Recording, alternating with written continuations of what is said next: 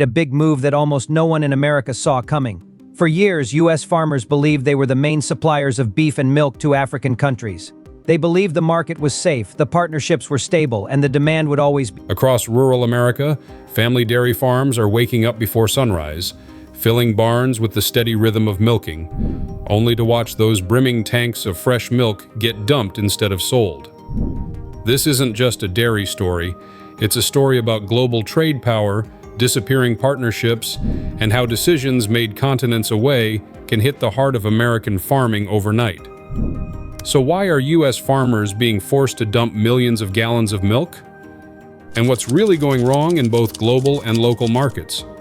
It's getting harder and harder to ignore what's happening in the American dairy industry right now. Farmers across the country are waking up before sunrise, milking their cows like they've done for generations, only to end the day by dumping thousands of gallons of perfectly good milk onto the ground. Not because the milk is spoiled, not because anyone did anything wrong, but simply because no one is buying it. And when milk has nowhere to go, it has just one destination: the drain. What's causing all this? Well, it starts with a problem that feels almost too simple to be real. There's just way too much milk. According to new data, milk production in the U.S. has been growing more than 3% every single month.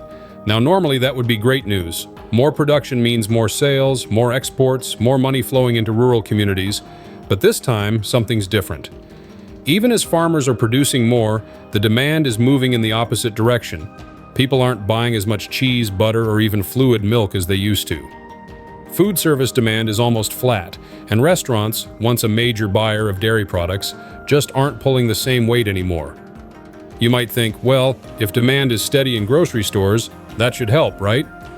But no, grocery sales alone can't absorb the flood of dairy hitting the market. So every time the supply rises, the gap widens. And when it widens too far, the milk has nowhere to go. What makes the situation even stranger is that this crisis isn't happening because there are more farms than before. In fact, the opposite is true. For years, the number of dairy farms in America has been dropping fast. Small and medium-sized farms have been shutting their doors at an alarming rate. But even though the farms are disappearing, the cows aren't. Or at least the production isn't. Larger farms are producing more milk per cow than ever before, thanks to better genetics, better technology, and more efficient operations. So even with fewer farms, America is producing more milk than at any point in modern history. This structural change, fewer but bigger farms, creates a strange imbalance. Small dairies suffer the most because they don't have the margins to survive low prices or sudden market drops. Large dairies can keep producing even when prices fall, because their costs are lower and their operations are more efficient. The result is an oversupply problem that just grows and grows, even while the number of farms gets smaller and smaller. And here's the part that really hurts.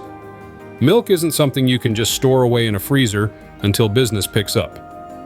It's perishable. It spoils quickly. If a processor doesn't want it, or if the export market slows down, farmers can't just wait it out. They have no choice but to dump it. That's why videos of milk dumping pop up every few years during economic shocks, pandemics, or supply chain disruptions. And now, it's happening again.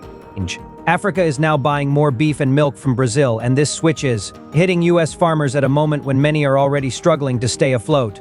The shift did not happen overnight, but its effects appeared suddenly. American farmers woke up to a... The sad truth is, this isn't a brand new problem.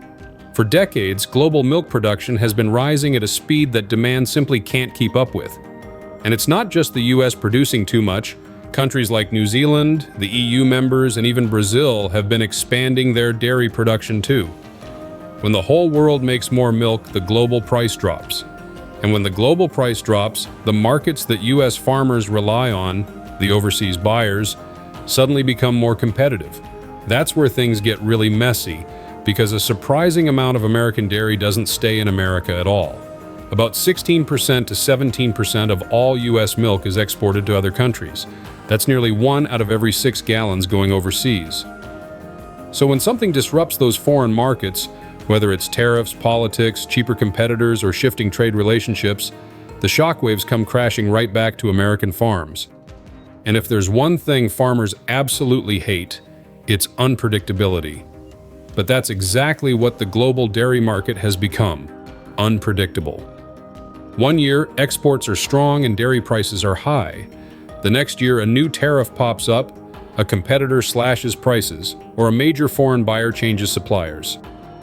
Suddenly, American farmers are stuck with millions of pounds of milk they expected to ship abroad, but now can't. Percent tariff could mean $300 more per day for grain feed and an increase of roughly $20,000 a year for fertilizer. Several grain companies are looking to bring in some corn and possibly soybean from down.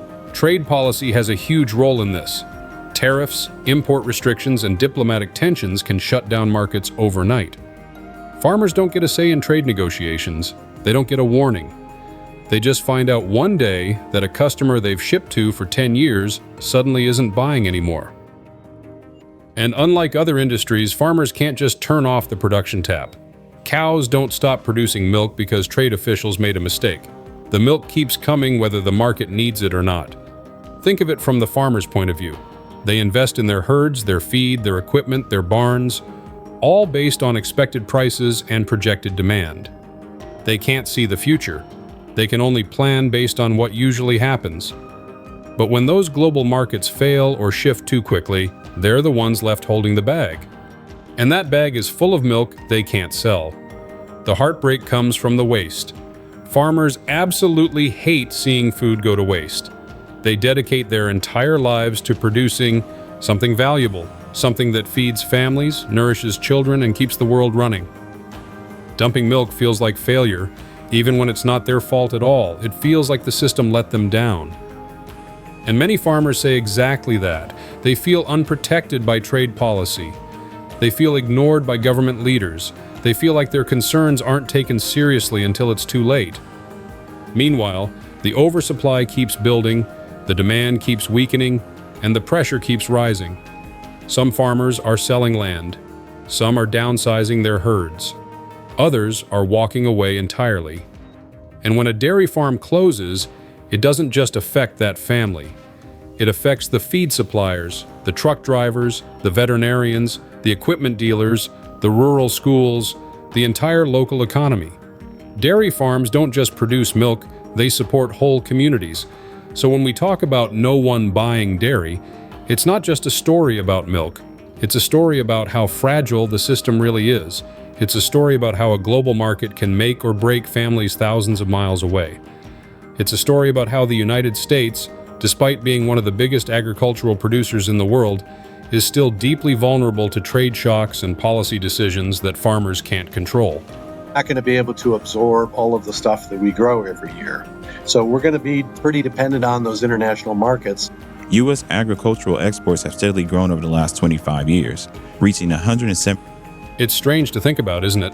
A country as big and wealthy as the United States, literally dumping milk by the millions of gallons.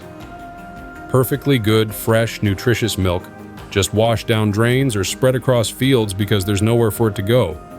If you told someone this 10 years ago, they'd laugh and say it made no sense. But here we are, watching tankers full of milk get tossed while farmers stand there helplessly, wondering why no one is buying dairy anymore. The truth is, this crisis didn't come out of nowhere.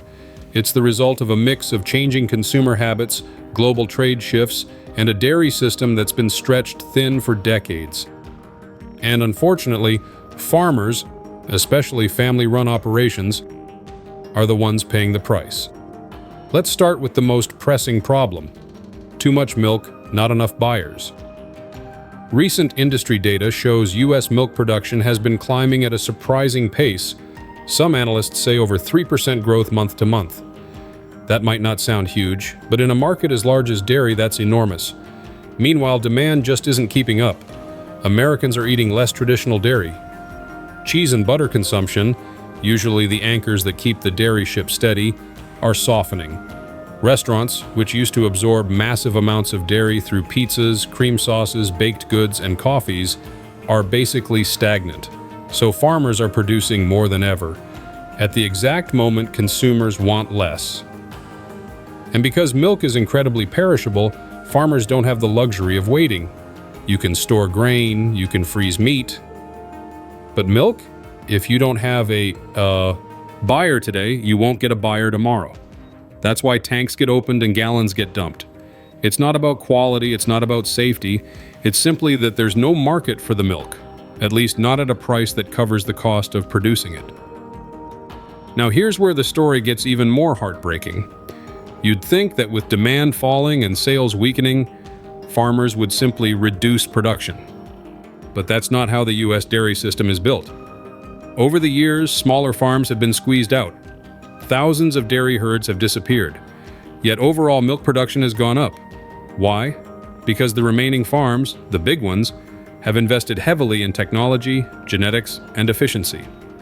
Each cow produces more milk than ever before. Productivity has skyrocketed even as the number of farms shrinks. That means fewer people are producing more milk, even when the market clearly cannot absorb it. And when markets can't absorb milk, the next logical place to send it is overseas. For years, exports have been the safety valve of the U.S. dairy industry. Roughly 16 to 17% of American milk production is tied to foreign buyers.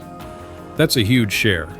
It means the U.S. dairy market is deeply dependent on global trade, and when trade goes wrong, everything suffers. Processing factories and transportation networks. Brazil's agricultural expertise is helping African countries grow their own beef and dairy industries. And unlike the US, Brazil is geographically closer to West and Central Africa, reducing shipping time and expense. Which brings us to Africa, a region that was once one of the most promising export markets for U.S. dairy.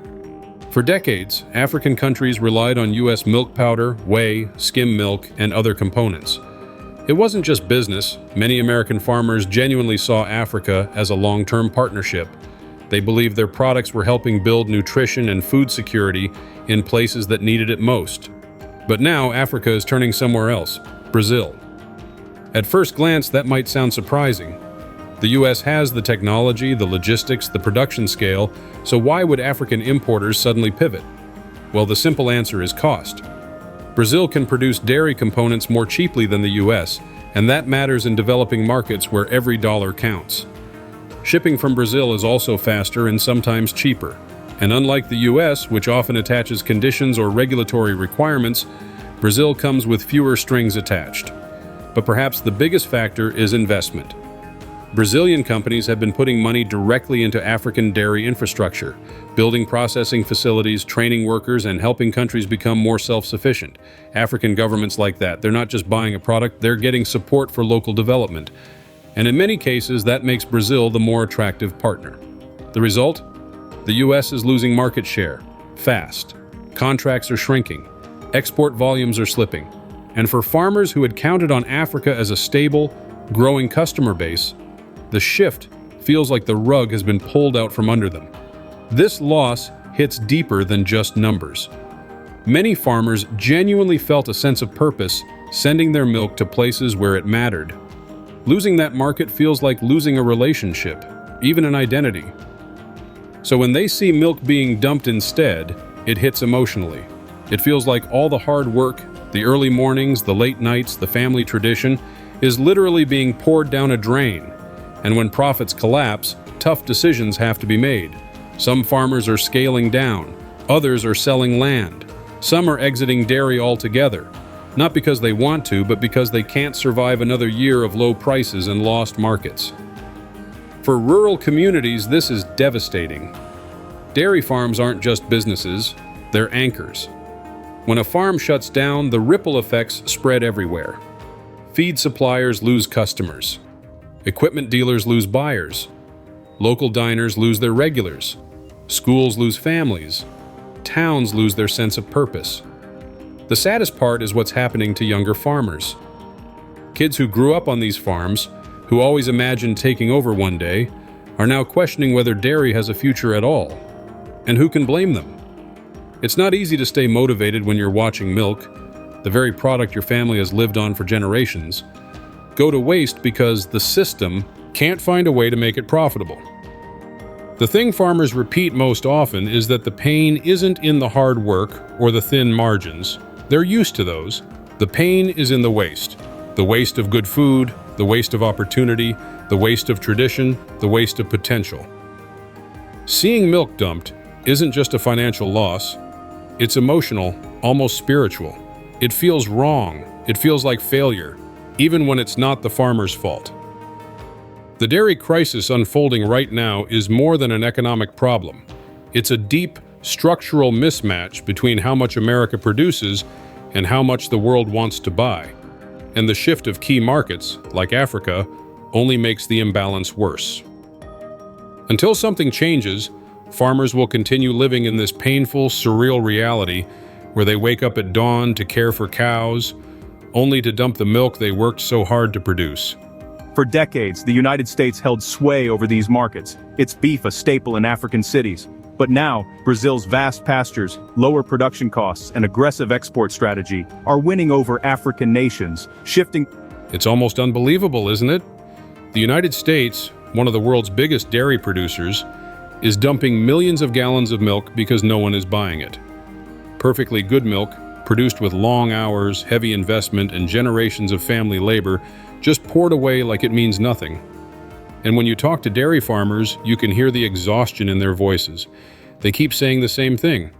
We're producing more than ever, but we've never felt this hopeless. A big part of the problem is simple to describe but incredibly difficult to fix. There's just too much milk and not enough demand. The U.S. dairy industry has become a machine of hyper-efficiency. Even though thousands of smaller dairy farms have gone out of business over the years, production hasn't fallen. It's actually gone up. New technology, better genetics, improved feed, all of it has made each cow produce more milk than previous generations ever imagined. And that growth hasn't stopped. Milk output is rising month after month. But Americans aren't drinking more milk. They aren't buying more cheese and butter. Food service isn't expanding. Cafes, bakeries, chains, they aren't absorbing the surplus the way they used to. And when domestic demand stalls while production keeps rising, something has to give. Unfortunately, what gives is the milk itself. It spoils fast. It has to be moved almost immediately. There isn't enough storage. So when the markets are full and the buyers dry up, farmers open the valves and the milk drains away. What makes this moment even more painful for U.S. farmers is that exports, the safety valve dairy has relied on for years, are weakening too. For decades, American farmers counted heavily on foreign markets to balance out the surplus they couldn't sell at home. And one of the most promising regions for those exports was Africa. Many African countries relied on U.S. milk powder, whey, and other dairy ingredients. For American farmers, Africa wasn't just another buyer. It felt like a long-term partnership, a relationship that they believed would only grow stronger over time. But that's changing fast and not in America's favor. African countries have begun shifting toward another supplier, Brazil. And honestly, when you look closely, it's not surprising. Brazil produces dairy more cheaply, its shipping routes are often shorter and more cost-effective. And, unlike the US, Brazil doesn't come with a long list of conditions, requirements, or bureaucratic complications. Portable beef grows, the world faces a difficult choice between efficient production and protecting vital ecosystems. As Africa shifts its sourcing, the global carbon footprint of beef and milk is rising. International trade links distant farms to dinner tables around the world. But the biggest difference is this. Brazil is investing aggressively across Africa, while the US is relying on old trade habits and business as usual. Brazilian companies are building processing plants, training workers, and helping develop local dairy industries. It's a partnership approach. Africa gets products now, and long-term development support for the future. In contrast, the U.S. is mostly relying on market history, assuming that past relationships and established trade patterns will keep African countries buying American dairy. Farmers see this shift happening and feel completely abandoned. They say their government should have done more to secure export markets, more to renegotiate trade deals, more to stay competitive in regions that mattered. When you talk to farmers, you hear frustration. They believe Brazil is playing chess while the U.S. is playing checkers. Brazil is growing relationships, showing up, and building influence. Meanwhile, the U.S. is expecting loyalty based on old agreements and old assumptions. It's not that the U.S. government has done nothing. There are programs, like the Milk Loss Program, designed to compensate farmers when they lose product due to natural disasters or specific loss events. In theory, this should help farmers who face unavoidable milk disposal, but critics say these programs are band-aids on a wound that's much deeper. These payments do nothing to address the real causes of milk dumping: structural oversupply, shrinking export volumes, and the loss of markets like Africa. You can compensate a farmer for a few days of dumped milk, but that doesn't fix months or years of systemic industry imbalance. Because here's the truth: milk dumping isn't happening because of disasters. It's happening because the market itself is breaking down. That breakdown has real consequences, especially in rural communities. A dairy farm isn't just a business, it's a pillar of the local economy. When a farm cuts production or shuts down entirely, the whole town feels it.